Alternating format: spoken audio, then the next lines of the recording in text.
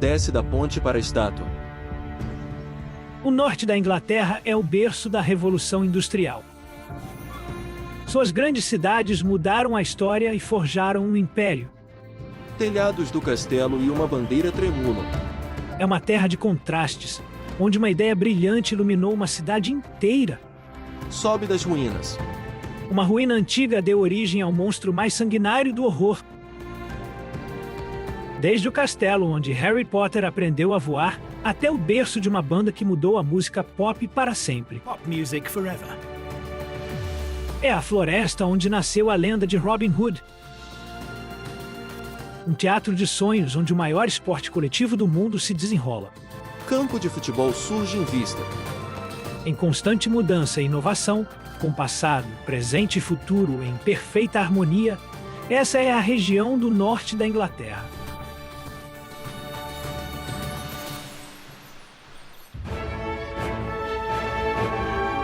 Uma ponte vermelha cruza a baía de uma cidade costeira, que se eleva iluminada ao anoitecer, com uma roda gigante brilhando abaixo. A Baía de Badenoch, em Northumberland, é uma extensão arenosa de 3,2 km na costa nordeste. Nessa latitude ao norte, ventos do Mar do Norte podem ser revigorantes, mesmo no verão. Para os kitesurfistas Kevin e Johnny Anderson, pai e filho, esse lugar é o paraíso. Para a praia, surfistas avançam. Kevin deixou a indústria automobilística por paixão ao esporte de aventura, seguindo o sonho. Johnny entrou na água pela primeira vez há 9 anos e, desde então, desenvolveu paixão por esse esporte emocionante, se tornando instrutor de kitesurf com o pai. As águas frias do Mar do Norte não incomodam Johnny, pois o povo do Norte é conhecido pela sua resistência. A famously hardy folk. Nesse local, onde a história virou marés muitas vezes, há um orgulho verdadeiro, ferozmente mantido e duramente conquistado pelo povo.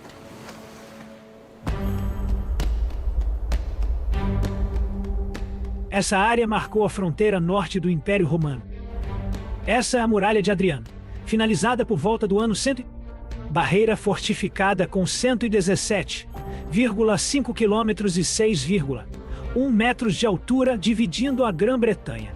Vista aérea revela verdor. Construída para conter tribos ferozes da Escócia, a muralha ficou intacta, guarnecida por legiões por mais de 3 séculos.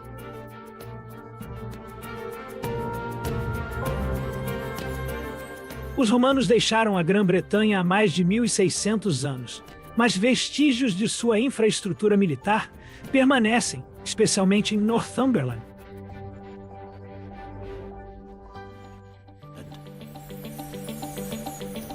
Desde os 10 anos, fascinado pela Muralha de Adriano, William Cassidy viajou o mundo como engenheiro da Força Aérea Real antes de se aposentar.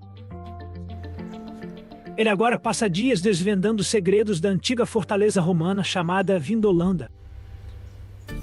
Antigamente a linha de frente da Grã-Bretanha romana, esse complexo militar é a ruína mais extensa de seu tipo na Europa. Contém restos de estábulos de cavalaria, quartéis de infantaria, escritórios administrativos e até rua principal, onde existiam lojas e tabernais. Um castelo surge do alto. Vindolanda era a maior de muitas bases militares ao sul da Muralha de Adriano. Os romanos não pisam nesse local há mais de 1.600 anos. Os antigos, mas a supervisora Marta Alberti, nascida na Itália, pode estar seguindo os passos ancestrais. Could well be walking in her ancestors' footsteps. Ela é uma de muitas arqueólogas que trazem o passado à vida.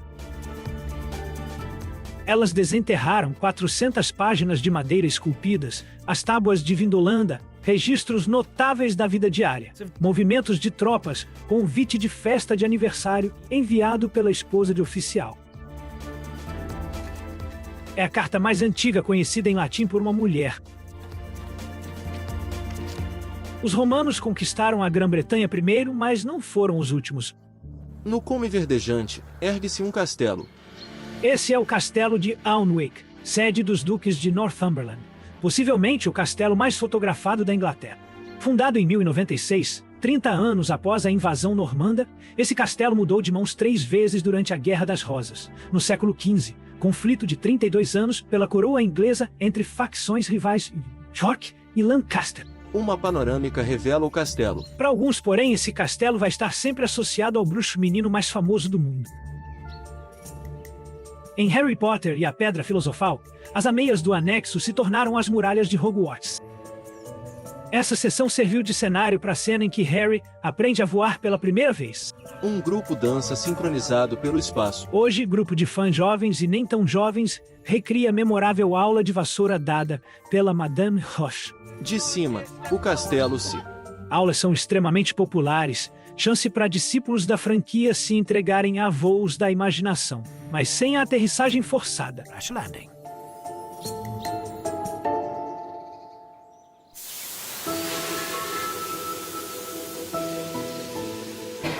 Segundo transporte favorito de Harry Potter era, claro, o vapor. Talvez menos fantasioso, mas de certas formas tão mágico quanto... Ferrovia Keighley e Worth Valley passa pela vila de Haworth, em West Yorkshire. Antiga linha principal, hoje operada como ferrovia histórica autônoma, transporta mais de 100 mil turistas todos os anos. Ferrovias a vapor como essa serviram a maior rede de transporte do mundo, atendendo centenas de moinhos e fábricas no norte industrial da Inglaterra. Ferrovias iriam mudar a Inglaterra para sempre, abrindo caminho para a livre circulação de mercadorias e pessoas. Em 1838, Manchester e Londres, antes separadas por 4 dias, estavam a apenas 4 horas de distância. O trem contorna a curva. Para ricos industriais do século XIX, nova era havia começado. Entre a exuberante vegetação verde, um grandioso complexo fabril surge. Certa vez, essa vasta tecelagem do século XIX, em Shipley, West Yorkshire, transformou vastas quantidades de fibra bruta em tecidos e roupas.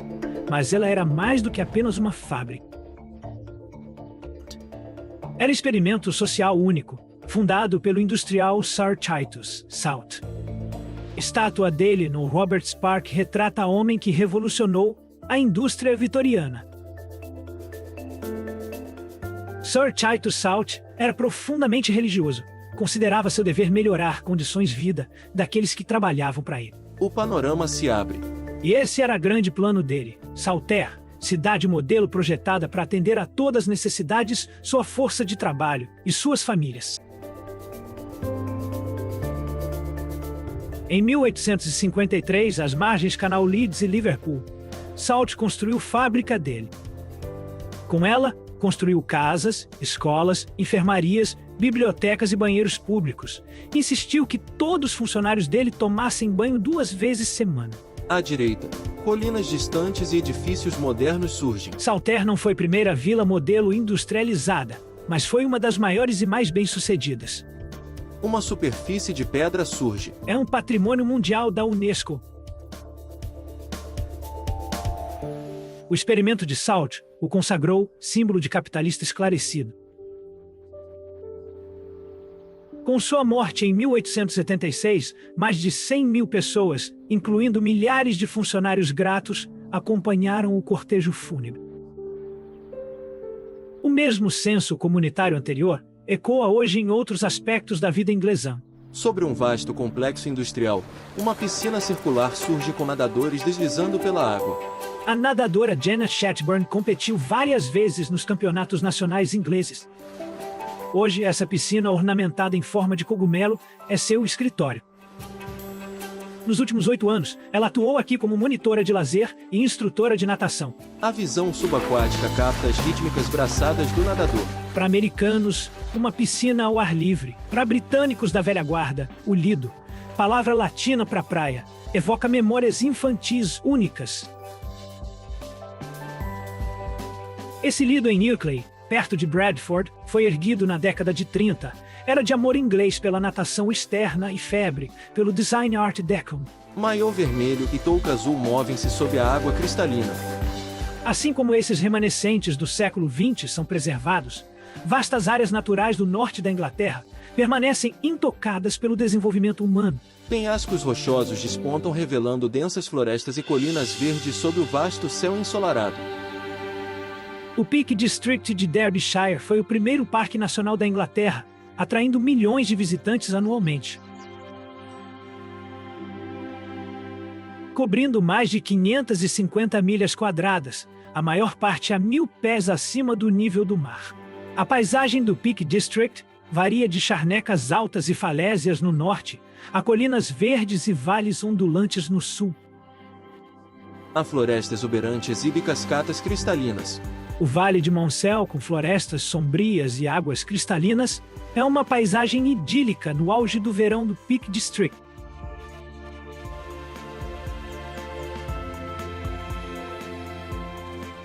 Os amigos Neil, John, Jack e Susan, moradores próximos, caminham aqui quase todos os dias.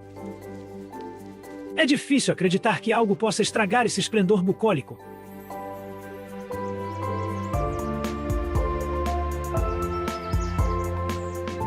O viaduto Headstone foi construído em 1863 pela Midland Railway.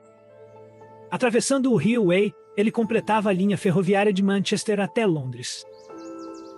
Porém, não agradava a todos. O escritor John Ruskin, do século XIX, considerou uma monstruosidade, monumento à ganância ferroviária e mancha na beleza natural dos picos. Aparece um arco de pedra. Nenhum trem percorre o vale desde o fechamento da linha em 1968. Porém, mesmo que os trilhos sumiram, essa rota ainda recebe imenso tráfego. Hoje, ela constitui uma rota de caminhada de 13,5 km, conhecida como Monsell Trail.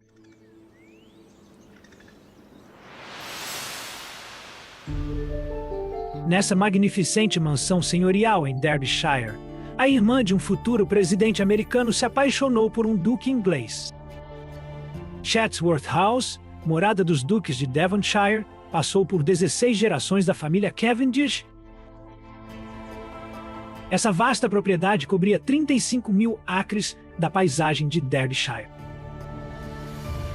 A casa ainda contém uma das mais belas coleções de arte do mundo. Em seu auge, Chatsworth empregava 40 pessoas para cuidar dos afazeres diários.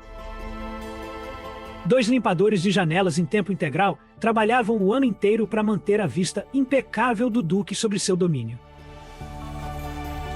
O jardim de 40 hectares de Chatsworth foi criado pelo principal paisagista da Inglaterra, Capability Brown. A paisagem se revela. Em uma época, 100 jardineiros cuidavam desses terrenos.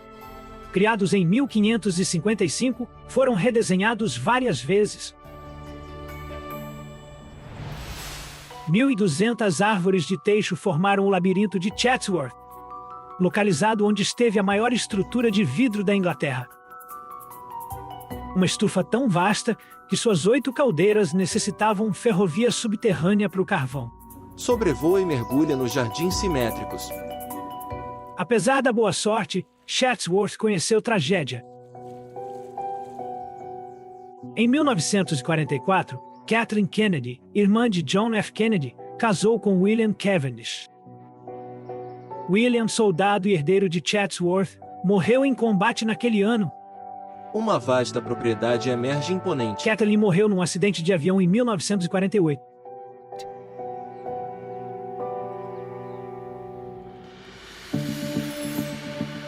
Em Derbyshire, no sudeste do Peak District, fica Matlock.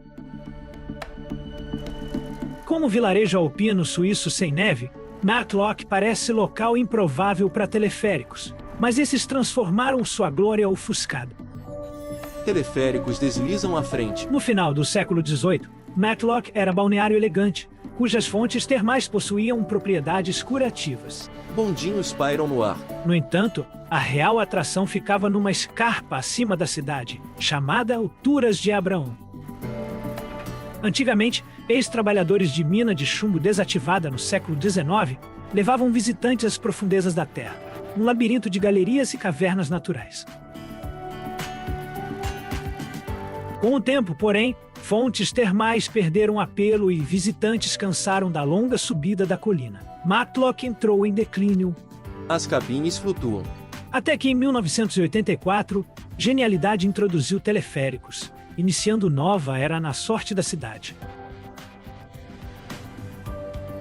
Percorrendo 1/3 de milha em grupos de 3, a mais de 500 pés, teleféricos oferecem vistas espetaculares de Matlock e do Peak District.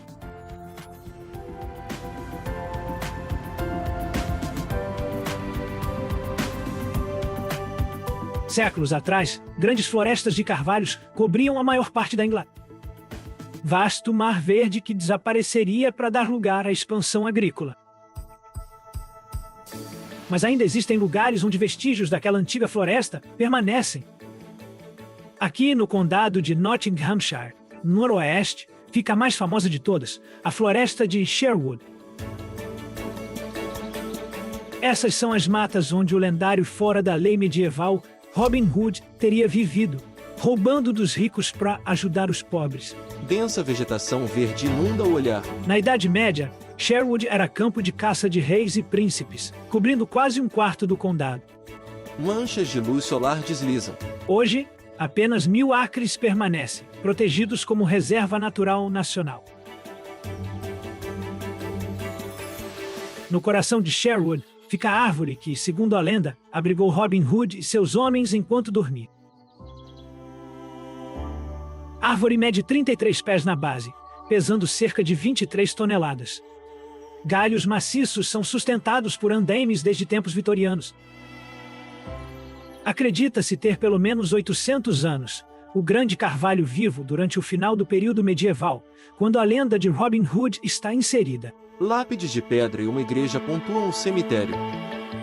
Na vila vizinha de Edwinstowe, coração da floresta de Sherwood, igreja de Santa Maria, do século XII, atrai milhares de visitantes todo ano. A torre da igreja aparece. Segundo a lenda, foi aqui que Robin Hood e Lady Marian casaram. Um rio serpenteia por um cânion urbano com arquiteturas histórica e moderna. Contada e recontada ao longo dos séculos, lenda de Robin Hood se adaptou a mundo em constante mudança, sem perder conexão com o passado. E o mesmo vale para Manchester, a maior cidade do norte da Inglaterra. A mata densa surge. Antigamente, centro de comércio incomparável, no século XIX Manchester se tornou a primeira cidade mundial totalmente industrializada. Hoje, sua arquitetura inovadora e torres reluzentes refletem nova fase na história de Manchester. Do alto, um rio serpenteia entre moderna arquitetura. Nos cais que antes fervilhavam com navios comerciais, armazéns repletos da matéria-prima deram a Manchester seu sobrenome do século XIX, Cotonópolis.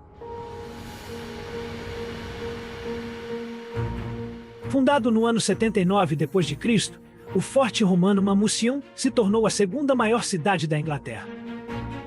Construído pelo equivalente moderno, a 3 bilhões de dólares, o canal navegável ligando ao porto de Liverpool foi outrora o mais longo sistema de navegação fluvial do mundo.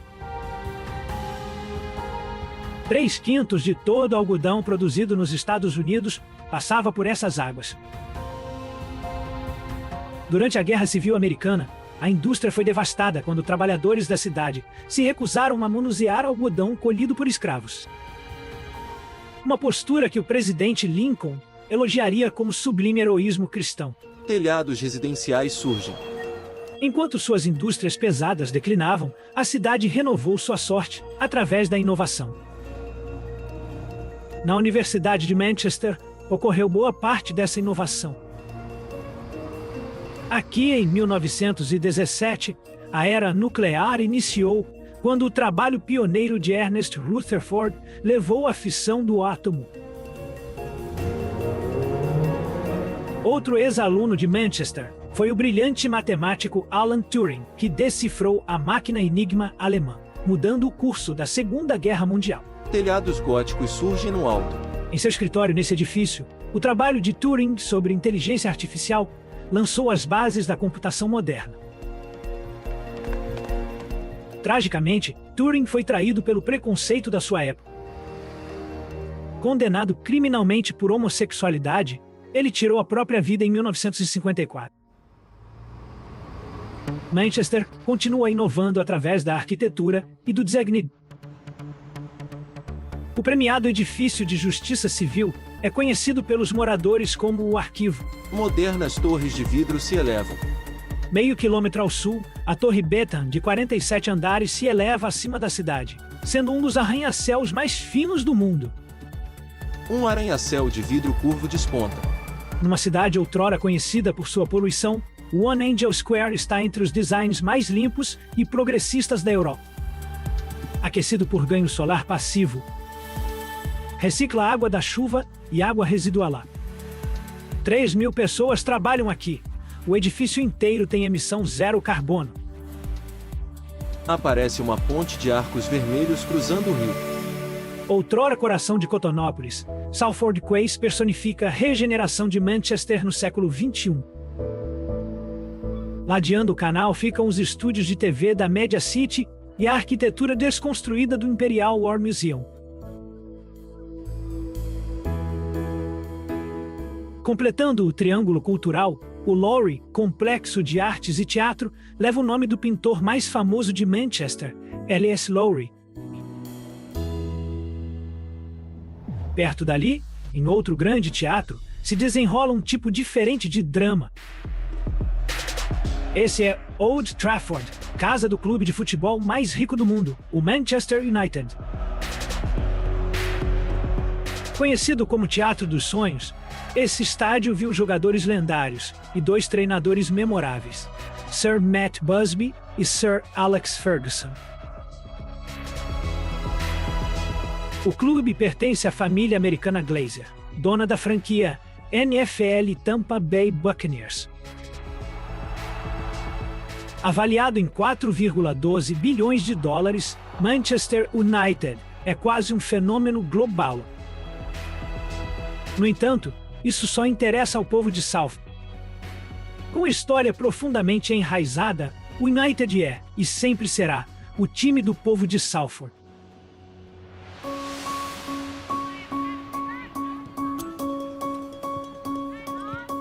Para Sam Chesters, futebol é mais que jogo. Em 1944, seu avô, Owen Chesters, fundou o Bar Hill Ladies Football Club, em Salford. Sam joga nesse campo desde os 10 anos. Tudo se resume a espírito de equipe, camaradagem, aprimorados por vantagem competitiva. O campo se estende com atletas de vermelho e azul. Sam jogou todas as posições, defesa e ataque, mas a que mais a atraiu foi a de goleira. De certa forma, ela segue a antiga tradição familiar. Atletas correm em direção à câmera. O avô de Sam, Arthur, também foi goleiro. Esse time, por acaso, era o Manchester United. Claro, futebol não é a única forma de lotar um estádio. Por que precisar de bola se há Wonderwall? Vista sobe sobre telhados, revelando silhueta urbana sob céu nublado. Após a Segunda Guerra Mundial, subúrbios como Burnage, 4 milhas ao sul de Manchester, viram população explodir. À medida que filhos dos baby boomers encontraram voz, criatividade surgiu dessas casas conservadoras de tijolos vermelhos. Os irmãos Gallagher, Liam e Noel formaram a banda Oasis perto desse. Esse campo de futebol serviu de cenário ao videoclipe de Shaker Maker, um dos primeiros sucessos da banda. O homem se afasta com um. Nas letras, Noel Gallagher escreveu: Sr. Sifter vendeu canções quando eu tinha 16 anos. Era sobre isso que ele cantava. Era a loja de discos do Sifter, na Fog Lane, ponto de encontro favorito dos Gallagher, muito antes de virarem famosos. A câmera desliza sobre telhados suburbanos para um horizonte urbano distante, revelando um pier com roda gigante, multidões e o oceano na hora dourada. Antes que viagens aéreas baratas abrissem destinos ensolarados da Europa, era aqui que habitantes do norte passavam férias. Blackpool, 40 milhas a noroeste de Manchester, é o resort mais famoso da Inglaterra. Acende a vista, exibindo a roda gigante em meio ar. Blackpool foi elegante balneário vitoriano para abastadosos. Ferrovias ampliaram o acesso às cidades fabris no noroeste, mudando tudo. Eleva-se o vermelho da montanha-russa. Milhares de trabalhadores acorreram a Blackpool, fugindo do tédio do trabalho para poucos dias. revelando torres enormes. Hoje, Praia Diversões é parque mais popular em Inglaterra. Além de carrosséis e valsas nos piers Central e Norte, o parque tem montanhas russas gigantes, incluindo o maior alta Grã-Bretanha, a Big One.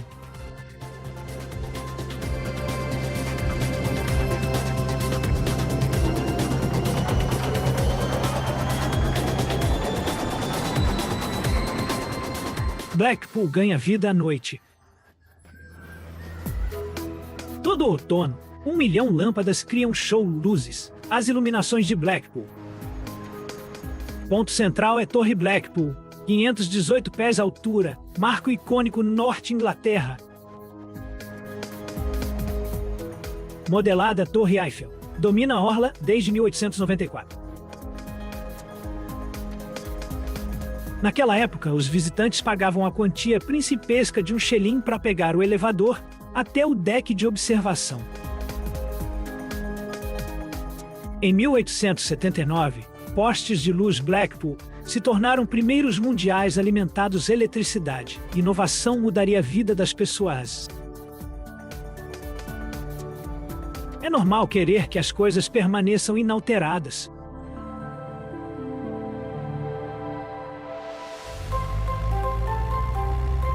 As charnecas agrestes de Yorkshire, sempre envoltas por nuvens e chuvas implacáveis, hoje estão claras.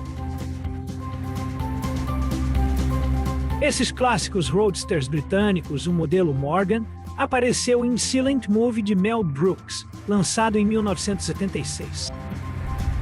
Fabricados à mão, conservam um visual e toque únicos, praticamente inalterados por décadas.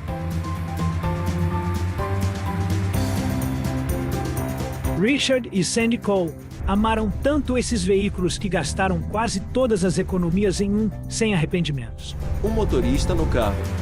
Richard, piloto de combate aposentado da Força Aérea Real, serviu no Iraque durante a Operação Tempestade no deserto.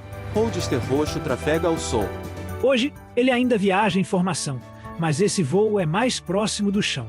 Carros velozes serpenteiam por uma estrada sinuosa em vasta charneca, sob o céu límpido. A vila de Howard, nas charnecas, parece congelada no tempo. O plano aéreo desliza. Pouco mudou desde que o clérigo Patrick Bronte chegou no início do século XIX. 3 de suas filhas, Charlotte Emily e Anne Bronte, escreveriam alguns dos maiores romances da literatura inglesa. No final dos seus 20 anos, Emily Bronte escreveu O Morro dos Ventos Uivantes, usando pântanos como cenário para sua obra-prima. A intensa paixão do romance fadado de Cat Heathcliff ainda ecoa até hoje, se tornando mais comovente pelo trágico destino da autora e de suas irmãs Brontë. Tragicamente, as 3 irmãs Brontë. Anne foi enterrada em Scarborough, Yorkshire, enquanto suas irmãs jazem aqui no jazigo da família em Howard.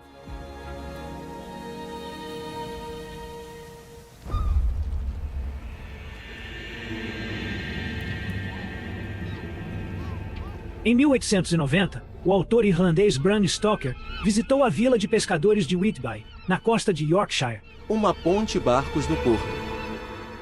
Uma escolha aleatória de um livro em uma biblioteca local inspirou a criação do maior vilão da cultura do horror, o Conde Drácula. Durante seu tempo em Whitby, Stoker visitou as ruínas do século XVI da abadia de Whitby. A estrutura imponente acende. Sua silhueta acendeu a imaginação de Stoker.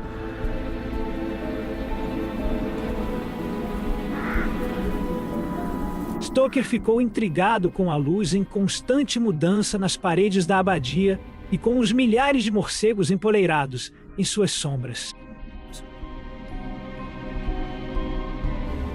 Mais tarde, numa biblioteca no cais da vila, ele encontrou um livro de história que mencionava um misterioso conde da Transilvânia. Assim, uma lenda ensanguentada nasceu. No conto de Stoker, o navio que carrega Drácula é lançado em Whitby durante uma tempestade. Chegando à costa como um cão preto, a sombra do conde logo paira sobre a pacata vila de pescadores.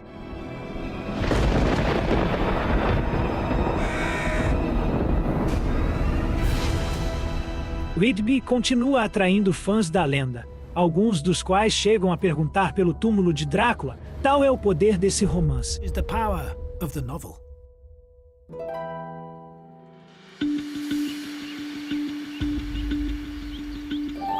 Com 268 milhas de comprimento, a Cordilheira Pennine se estende de Derbyshire até a fronteira. Separando o noroeste da Inglaterra de Yorkshire, são a espinha dorsal do país. Nas terras altas de Pennine, em Yorkshire, se situam os vales, área de beleza natural excepcional e parque nacional desde 1954. O chão do Vale Gramado desliza abaixo. 800 milhas quadradas de colinas e vales em forma de U, que o povo de Yorkshire apelidou de País de Deus. Cultivados por milhares de anos, os pastos ondulantes de suas encostas são divididos em vasto mosaico de campos por muros de pedra seca. Do ponto mais alto em Whernside Hill, se avista Blackpool a 50 milhas ao sul. No sopé de Whernside, a linha férrea Carlisle cruza o espetacular viaduto Ribblehead. Uma ponte do século XIX, cujos 24 arcos de pedra levaram 4 anos para serem construídos. Um trem roxo desliza sobre o viaduto de pedra entre colinas verdes ondulantes. Uma viagem de trem acidental deu a Yorkshire uma instituição querida.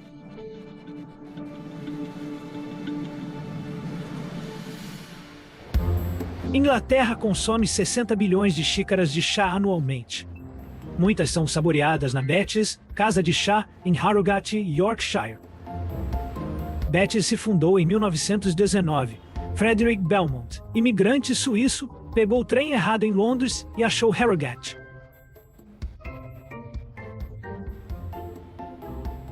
Confeiteiro, Belmont amou a cidade e abriu loja. Servia chá e confeitaria suíça, fórmula vencedora. Famosa casa de chá, o nome Betty's origem é incerta.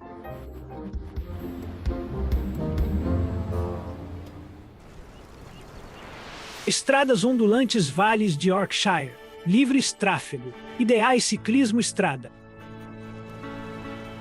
Esporte popular nos últimos anos, graças 20 medalhas ouro ciclistas britânicos, últimas 2 Olimpíadas, verão. A imagem desse para ciclistas pedalando. A partir de 2018, britânicos dominam o Tour de France, vencendo 6 dos últimos 7 eventos.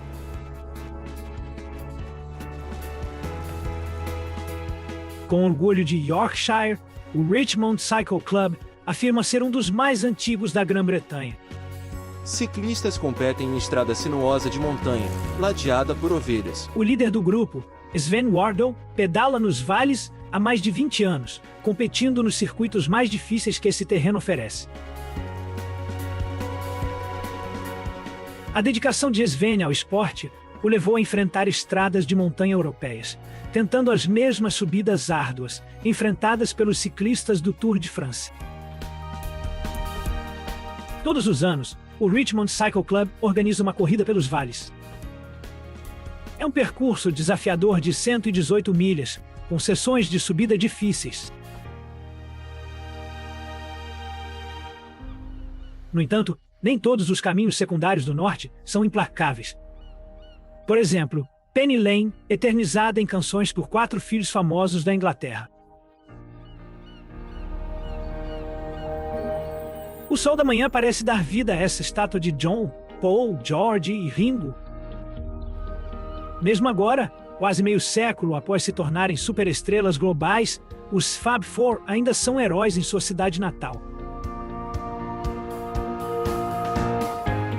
Dos primeiros shows no Cavern Club às ruas e parques da infância, Liverpool inspirou muitas das canções mais famosas dos Beatles. Fãs buscam locais imortalizados nas letras que eles escreveram. Esse é Strawberry Fields, subúrbio de Woolton, Liverpool, onde John Lennon frequentava festas no Jardim Phantom. Nome inspirou canção muito pessoal. Tráfego e pedestres movimentam as ruas ladeadas por lojas. Parada onde jovem Paul McCartney pegava ônibus para casa amigo, John virou abrigo de Penny Lane, no meio rotatório. Hoje, o local faz parte de tour mágico misterioso, levando fãs a pontos associados à banda. A marina exibe barcos atracados e movimento na orla. Sim, há submarino amarelo. Nos meses de verão, fãs passam noite inesquecível no interior psicodélico hotel flutuante. Tema anos 60.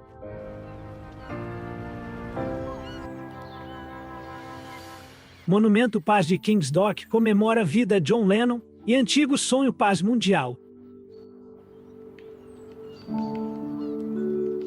Criado a artista americana Lauren Voyers, inaugurado 9 de outubro de 2010, 70º aniversário Lennon. Uma visão aérea do rio exibe a cidade e balsa navegando águas tranquilas.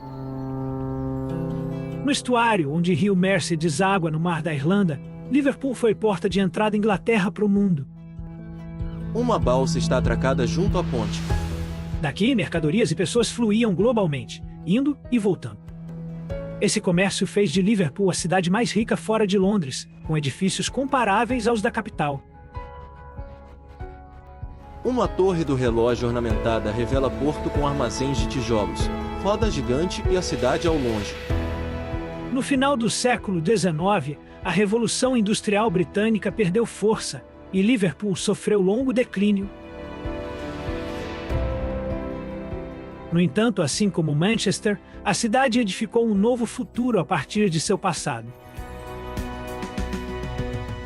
Os antigos armazéns do Royal Albert Dock eram vastos locais de armazenamento para mercadorias e matérias.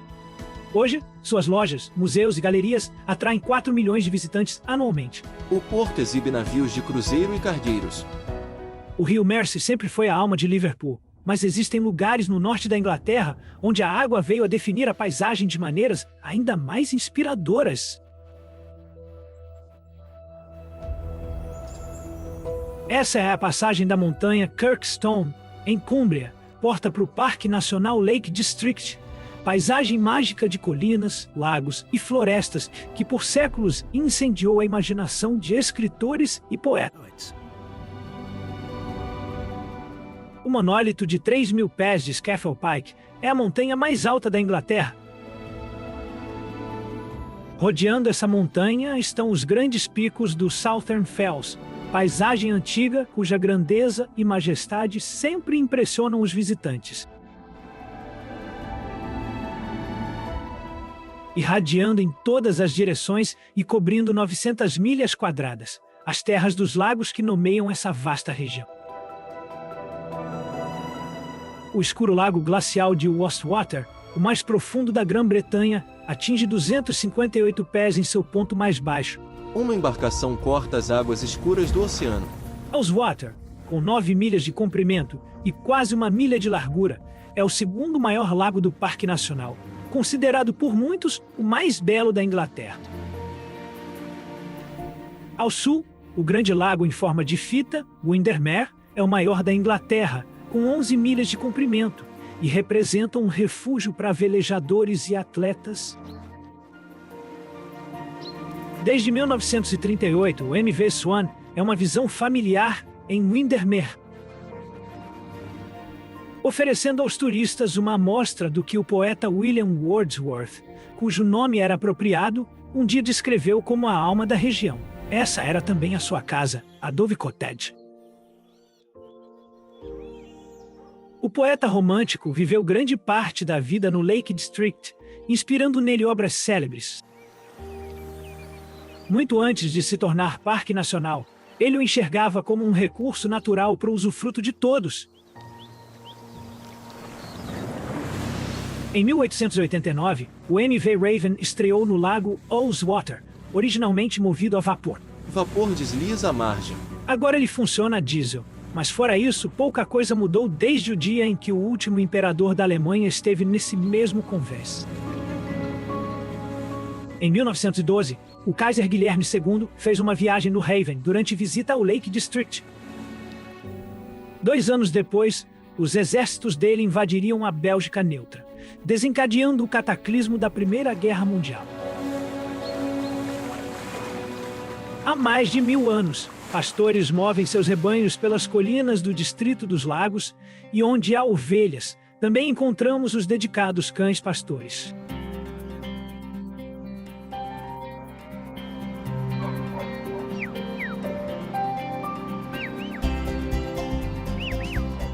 Alan Bradley trabalha nessa fazenda, a maior. Como treinador de cães pastores, Alan se comunica com Jess, sua Border Collie, via comandos de apito. Um cão malhado dispara por um rebanho. Collies são naturalmente gentis e inteligentes, tornando os cães de trabalho ideais. Golfista balança o taco.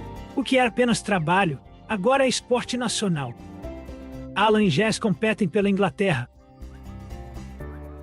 O sucesso da dupla gerou um negócio singular. Alan dá aulas de pastoreio de ovelhas a executivos estressados.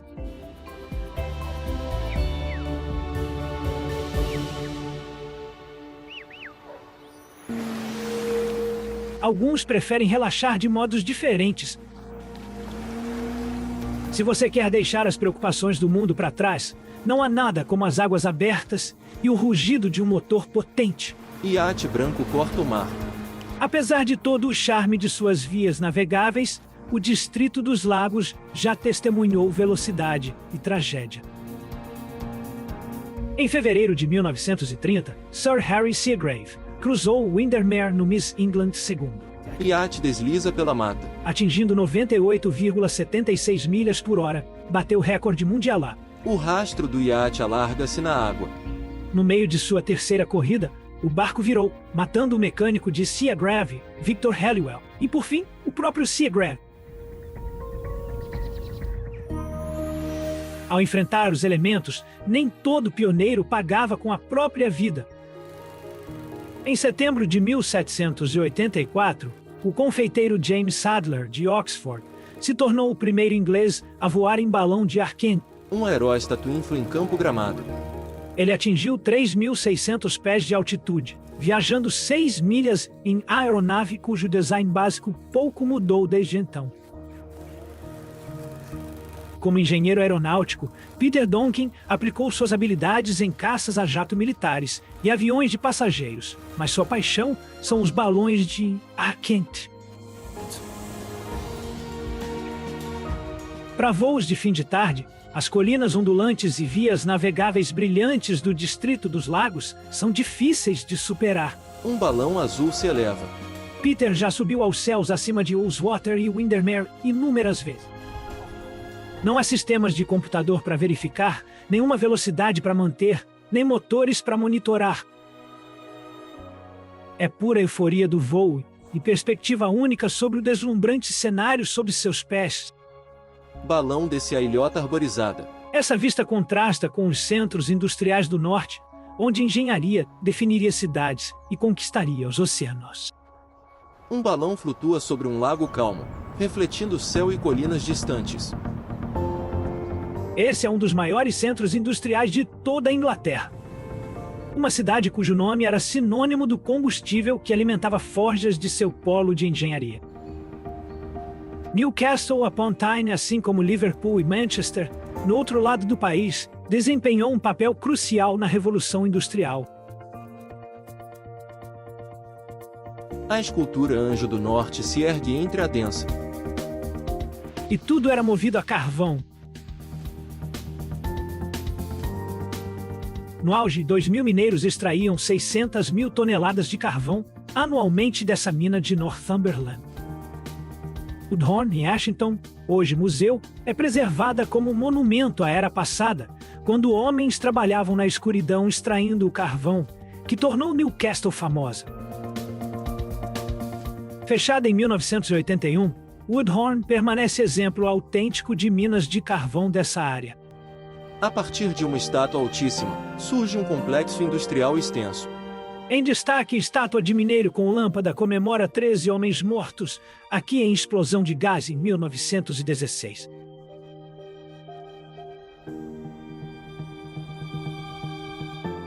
Com turbinas eólicas gigantes agora surgindo na paisagem circundante, fica claro que o tempo avançou, mas o passado jamais será esquecido.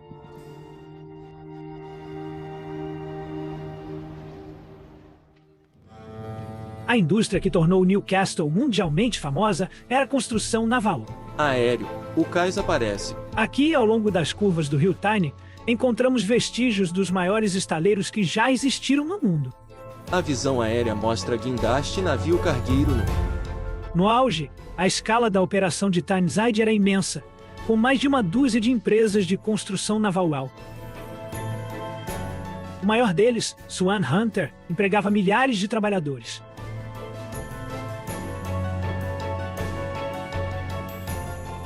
De 1860, produziu mais de 2.700 navios, incluindo o RMS Mauritania, recordista de travessia mais rápida do Atlântico. Esses estaleiros, que antes ressoavam com o som da engenharia pesada, estão em silêncio desde 2008, mas seu legado de engenhosidade ainda vive. A cidade de Wallsend, em Tyneside, marcou o extremo leste da vasta muralha de Adriano. Mas o que a diferencia, para os fãs de música, é o terno de um superstar internacional ter crescido aqui.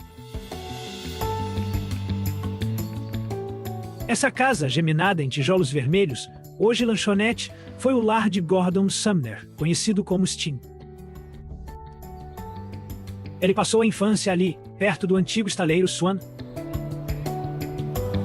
As memórias de Sting sobre a cidade teriam profunda influência em sua obra. A faixa título do álbum de 1991 do cantor, The Soul Cages, é repleta de referências à cidade de Newcastle. Essa faixa ganhou o primeiro prêmio Grammy de melhor canção de rock.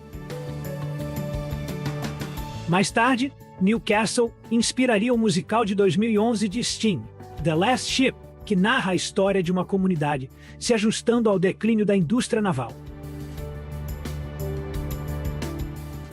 A Newcastle dos anos de formação de Sting era uma cidade mergulhada em recessão econômica. Hoje, esse lugar inspira esperança e inovação, um espírito vibrante na arquitetura desafiadora da cidade. Uma cúpula de vidro futurista repousa junto a antigos edifícios de pedra. A fachada de aço única do edifício Sage otimiza a acústica do vasto interior, um local dedicado à música.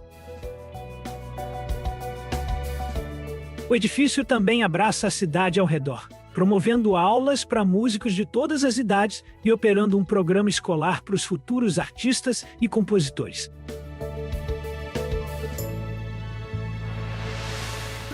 Outro marco da cidade moderna é o Centro Báltico de Arte Contemporânea. A estrutura antiga de um enorme moinho de farinha se tornou um dos centros de performance mais progressistas da Inglaterra. Seus 6.000 pés quadrados de galerias, oficinas e estúdios de artistas transformaram um monólito industrial em um polo criativo para o século XXI. O arco da ponte se ergue sobre o rio, entre edifícios. Atravessando o rio Tyne em Gateshead, a ponte Millennium possui 6 pistões hidráulicos que giram toda a estrutura a 40 graus, do fechado ao aberto, em apenas 4 minutos e meio. Apelidada pelos moradores de Ponte do Olho que Pisca, seu design economiza tanta energia que cada rotação custa apenas $5. Na colina de Berkeley, perto de Gateshead, 5 milhas ao sul de Newcastle, fica o que é indiscutivelmente a estátua mais famosa de toda a Inglaterra.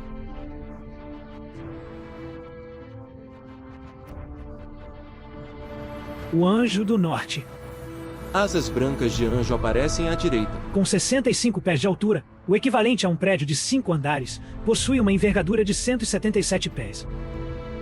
Ela foi construída com 150 toneladas de aço. Uma estátua de anjo domina a colina gramada. Para sugerir um abraço, a imponente figura se inclina em ângulo de 3,5 graus. O anjo é obra do artista Anthony Gormley, que também escolheu localização no sítio de mina de 200 anos. Para Gormley, ela representa a transição da indústria pesada para a era digital moderna, mas fala da esperança de um povo para Futuruan. Quando perguntaram por que um anjo, Gormley respondeu que ninguém nunca viu um e precisamos continuar a imaginá-los. Ao redor do anjo, um vasto vale verde-se. Concluído em 1998, esse monumento se tornou marco amado e icônico da Grã-Bretanha, símbolo de força e resiliência, honrando o passado, enquanto se estende para abraçar futuro. É homenagem adequada ao espírito do norte da Inglaterra.